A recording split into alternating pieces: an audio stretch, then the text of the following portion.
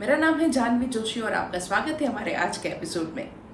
हर episode में हम अलग अलग टॉपिक्स पर चर्चा करते आ रहे हैं जो आपको अपने पर्सनल फाइनेंस को मैनेज करने में मददरूप हो सकते हैं। आज भी कुछ ऐसा ही एक टॉपिक है।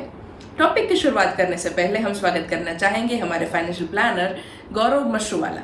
गौरव जी, स्वागत है आपका आज के एपिसोड में। आज जो टॉपिक पे हम चर्चा करना चाहते हैं वो है माई FII, my future income incubation. ज़्यादातर लोग अपने रिटायरमेंट प्लानिंग को लेकर चिंतित रहते हैं। ज़्यादातर लोग के पास अपने रिटायरमेंट का प्लानिंग ही नहीं होता। वैसे टाइम में कैसे आप प्लानिंग करके अपने रिटायरमेंट को खुशखुशाल बना सकते हैं, उसके ऊपर आज चर्चा करेंगे। सर, सबसे पहले मैं आपको पूछना चाहूँगी, रिटायरमेंट हमें कब प्लान करना चाहिए?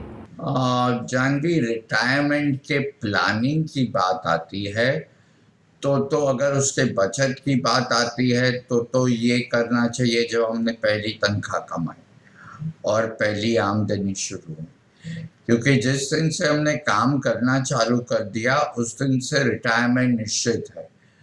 जितनी जल्दी चालू करे उतना बेहतर है, 2-3 चीज़ों के लिए। पहली बात तो ये कि शुरुआत में छोटी छोटी बचत करेंगे तो भी आगे चल के एक लंबी सी या बड़ा सा पेड़ बन जाएगा, नंबर 1। नंबर 2, हम इसमें ज़्यादा रिस्क ले सकते हैं क्योंकि उम्र हमारी कम है, तो ज़्यादा जोखिम जहाँ पे ज़्यादा रिटर्न्स की गुंजाइश है वो कर सकते हैं। और तीसरा, जैसे जैसे हम बड़े होते जाते हैं और फैमिली की जिम्मेदारी, माँ बाप की जिम्मेदारी, बच्चों की पढ़ाई, बच्चों की शादी, वो सब आते रहता है, तो रिटायरमेंट पे एक प्रॉब्लम होता है। जी सर, आगे पूछना चाहूँगी कि एक बैलेंस्ड इन्वेस्टमेंट क्यों ज़रूरी है और उसको बैलेंस्ड ही रखने के लिए हमें क्या करना चाहिए? पहली बात तो ये कि ये जो बैलेंस इन्वेस्टमेंट है वो इस प्रकार का निवेश है जहाँ पे एक संतुलन है, तो हम जोखिम नहीं ले रहे। एक बात हम हमेशा कहते हैं कि don't put all your eggs in one basket, ये पहली बात। दूसरा, विनर्स रोटेट। तो आज के जो जीतने वाले इंस्ट्रूमेंट्स है या जो भी निवेश है वो कल हार भी सकते हैं, परसों फिर भी जीत सकते हैं। तो ये उसके हकारात्मक, नकारात्मक, पॉजिटिव, नेगेटिव रिटर्न रहते हैं। तो हमारा पोर्टफोलियो उस तरह होना चाहिए, हमारे फाइनेंशियल गोल्स को ध्यान में रखते हुए, ताकि हमारा सभी पैसा एक ही जगह ना हो, एक संतुलन बनाए रखे। उदाहरण से समझते हैं, बचपन में हम सीसॉ पे जाते थे, तो एक ऊपर जाए तो दूसरी बाजू वाला जो बच्चा था वो नीचे जाएगा, लेकिन सेंटर बैलेंस रहता था। उसी तरह जैसे तराजू होता है, उसके पल्लू ऊपर नीचे जाते रहते हैं, लेकिन आखिर में एक संतुलन आ जाता है।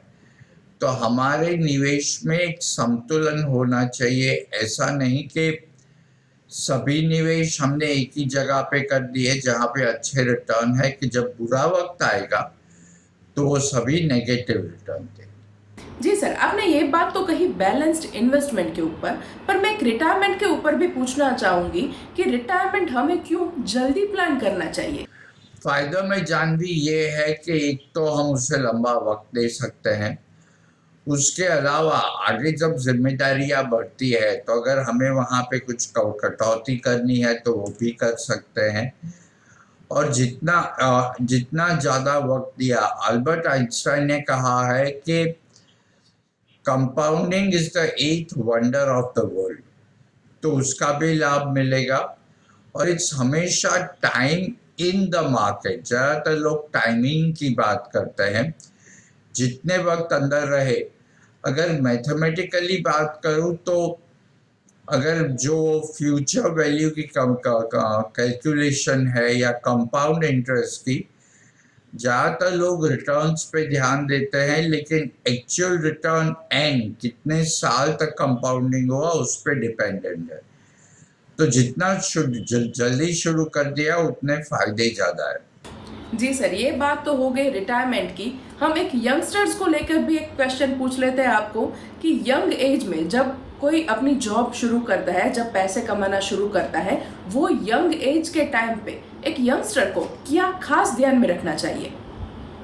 देखिए, जो FII की बात करता हूँ मैं, माय फर्स्ट इनकम इंक्यूबेशन, वो मैं हमेशा इसलिए कहता हूँ कि लोग बाहर के FII पे ध्यान देते हैं, FII आए गए क्या किया, लेकिन उस पे हमारा कंट्रोल नहीं। खुद के FII पे ध्यान दे तो जब शुरुआत का वक्त है तो हम ज़्यादा रिस्क ले सकते हैं।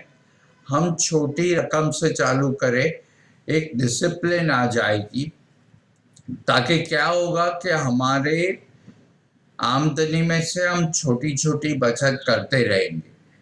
और तीसरा क्या होगा, जो बहुत अहम बात है, कि रिटायरमेंट के बारे में हम सोचना चालू कर देंगे। ज़्यादातर लोग सोचते नहीं, करीब 8-10 साल तक, 8-10 साल पहले, और फिर 50-55 में एकदम रिटायरमेंट किया जाता है और फिर टेंशन हो जाता है। इसलिए अगर एक छोटी रकम भी रिटायरमेंट के लिए जा रही है तो psychologically will be prepared and we will create a larger corpus. जी सर, बहुत शुक्रिया ये सारी जानकारी देने के लिए। आशा रखते हैं हमारे दर्शकों को ये जानकारी यूजफुल हुई होगी, और खास करके जो यंगस्टर्स हैं, जो अपनी यंग एज में अपना इनकम शुरू करने जा रहे हैं या फिर शुरू कर चुके हैं, उनको अपनी लॉन्ग टर्म इन्वेस्टमेंट कैसे कर सकते हैं, उसके लिए ये एपिसोड खासकर बहुत यूजफुल हुआ होगा। ये एपिसोड और इसके जैसे अलग अलग एपिसोड्स आप हमारे ऑफिशियल YouTube चैनल पर देख सकते हैं। साथ साथ फेसबुक, इंस्टाग्राम, ट्विटर और लिंक्डइन पर भी इसकी लिंक दी गई है, तो जरूर से देखिएगा। अपने मित्रों के साथ भी शेयर करना ताकि उनको भी ये यूजफुल हो।